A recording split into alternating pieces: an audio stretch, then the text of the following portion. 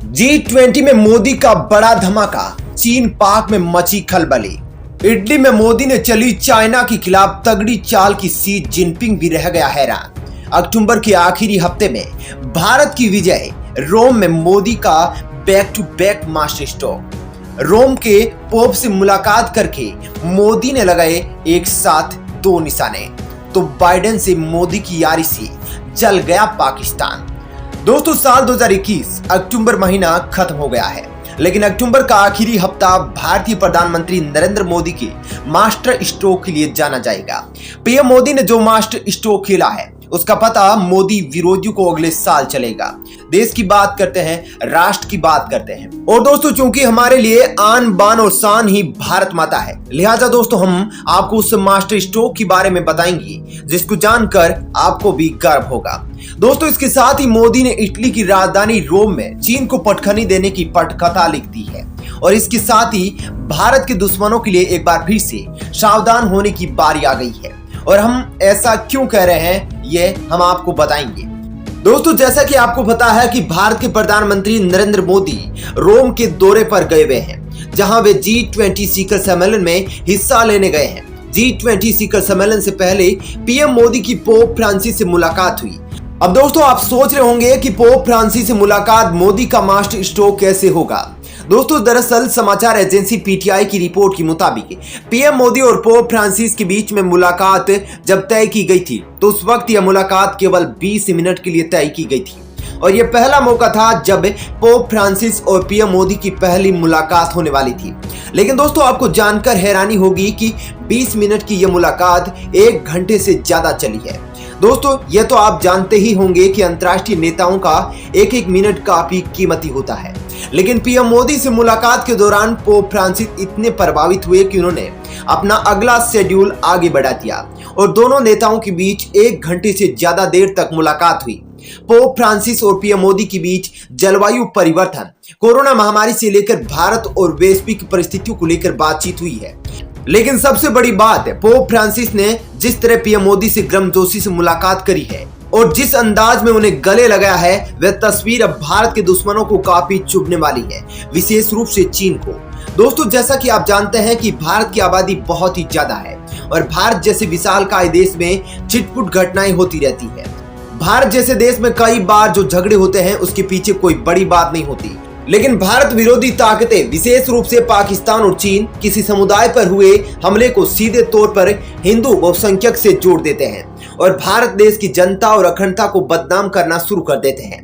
दोस्तों, आपने देखा होगा कि कैसे पाकिस्तान सोशल मीडिया पर भारत के खिलाफ झूठी बातें फैलाता है और भारत को अंतर्राष्ट्रीय स्तर पर बदनाम करने की कोशिश करता है, लेकिन भारत को बदनाम करने वाली ताकतों ने देश की सहिष्णुता को बदनाम करना शुरू कर दिया।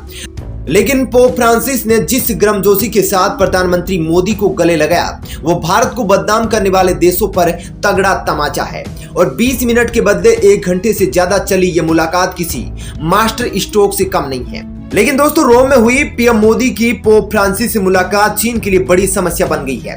दरअसल दोस्तों, पोप फ्रांसिस इटली में स्थित वेटिकन सिटी के प्रधानमंत्री है, या यूं कहे तो वे वेटिकन सिटी के कर्ता धर्ता है।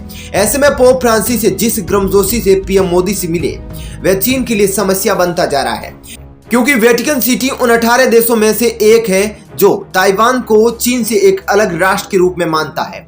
चीन कोई भी अपनी एड़ी चोटी का जोर लगाकर वेटिकन सिटी के पोप फ्रांसिस को मना नहीं पाया है।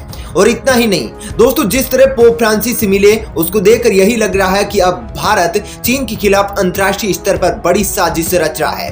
अब भारत उन देशों से मिल रहा है और अपने रिश्ते मजबूत कर रहा है जो कि ताइवान को चीन से एक अलग देश मानते हैं। और अब प्रधानमंत्री मोदी ने पोप फ्रांसिस से हुई मुलाकात के बाद पोप फ्रांसिस को भारत आने का भी न्योता दिया है, जिसको पोप फ्रांसिस ने मंजूर भी कर लिया है।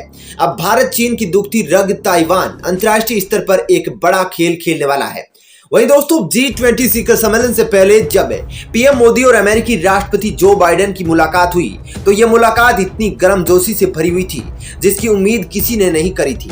मुलाकात के दौरान जो बाइडेन ने पीएम मोदी को गले से लगा लिया। दोस्तों, अमेरिका और भारत की मुलाकात से यकीनन चीन के पेट में दर्द हुआ होगा और पाकिस्तान की तो हालत बुरी हो गई होगी। दोस्तों, जिस तरह भारत अमेरिका की तस्वीर G20 शिखर सम्मेलन से निकल कर आ रही है, कुछ उसी तरह भारत और फ्रांस के राष्ट्रपति इमैनुअल मैक्रों के साथ हुई मीटिंग की तस्वीरें भी निकल कर सामने आई है, जिसको देखकर पाकिस्तान को सदमा लगने लगा। और दोस्तों, भारत और फ्रांस जिस तरह से सुरक्षा साझेदार है, उस तरह से पीएम मोदी और इमैनुअल मैक्रों की मुलाकात की यह तस्वीर भारत के दुश्मनों के लिए शुभ संकेत नहीं है, विशेषकर पाकिस्तान के लिए, क्योंकि फ्रांस के खिलाफ पिछले साल से ही प्रदर्शन किए जा रहे हैं। दरअसल दोस्तों, पिछले साल फ्रांस के राष्ट्रपति इमैनुअल मैक्रों के बयान को लेकर दुनिया भर के तमाम मुस्लिम देशों में व्यापक विरोध प्रदर्शन किया जा रहा था। मुस्लिम देशों ने फ्रांस का विरोध करते हुए फ्रांसीसी उत्पादों का बहिष्कार की मुहिम तेज कर दी है और फ्रांस के खिलाफ यह विरोध पाकिस्तान में बढ़ चढ़कर हुआ। पिछले साल फ्रांस के राष्ट्रपति इमैनुअल मैक्रों ने कहा था कि इस्लाम पूरी दुनिया के लिए खतरा है और जो लोग फ्रांस को डरा कर रखना चाहते हैं, अब वे लोग डर के साए में रहेंगे। इस बयान के आने के बाद पाकिस्तान में व्यापक प्रदर्शन हुए। प्रदर्शनकारियों ने फ्रांसीसी दूतावास में घुसने की कोशिश की। यह देख फ्रांस भी काफी चिंतित हो गया था और इसी कारण फ्रांस भारत को अधिक से अधिक हथियार देकर पाकिस्तान पर राजनीतिक दबाव बनाना चाहता था कि भारत को अधिक हथियार देकर पाकिस्तान को यह चेतावनी दी जाए कि पाकिस्तान में फ्रांस के खिलाफ हो रहे प्रदर्शन और फ्रांस की एम्बेसी पर हुए आक्रमण पर पाकिस्तान कुछ कदम उठाए। तो दोस्तों, भारत द्वारा चीन और पाकिस्तान को काउंटर करने के लिए अमेरिका और फ्रांस के साथ कूटनीतिक चाल पर आपकी क्या राय है? अपनी राय कमेंट बॉक्स में लिख कर दे सकते हैं। साथ ही दोस्तों, इस वीडियो में इतना ही। डिफेंस से रिलेटेड खबरों को देखते रहने के लिए चैनल को सब्सक्राइब जरूर कर लीजिएगा। अग्नि 5 के बाद भारत ने कर दिया सबसे खतरनाक बम का परीक्षण। जी हां, मौजूदा वक्त में डीआरडीओ भारत की जान बन गया है, क्योंकि जिस प्रकार से खतरे भारत को घेर रहे हैं और जिन हथियारों की भारत को जरूरत है, उनकी आपूर्ति करने में हमारा डीआरडीओ दिन रात एक करके भारत के लिए लगातार उन खतरनाक हथियारों की आपूर्ति कर रहा है, जिसकी वजह से दुश्मन खेमे के अंदर मातम पसरा हुआ है। अभी हाल ही में 2-3 दिन पहले डीआरडीओ ने अग्नि 5 के सफल परीक्षण को करके दुनिया में भारत का सीना गर्व से चौड़ा कर दिया था, जिसके बाद दुनिया भर के देशों में अग्नि 5 को लेकर कैसी प्रतिक्रिया है, किस प्रकार की खलबली मची हुई है, वह तो जग जाहिर है। चीन और पाकिस्तान की तो नींद ही गायब हो गई है। भारत की इस इंटरकॉन्टिनेंटल मिसाइल से न केवल चीन और पाकिस्तान को टारगेट किया जा सकता है, बल्कि यूरोप और अफ्रीका तक भारत इस मिसाइल से टारगेट को हिट कर सकता है।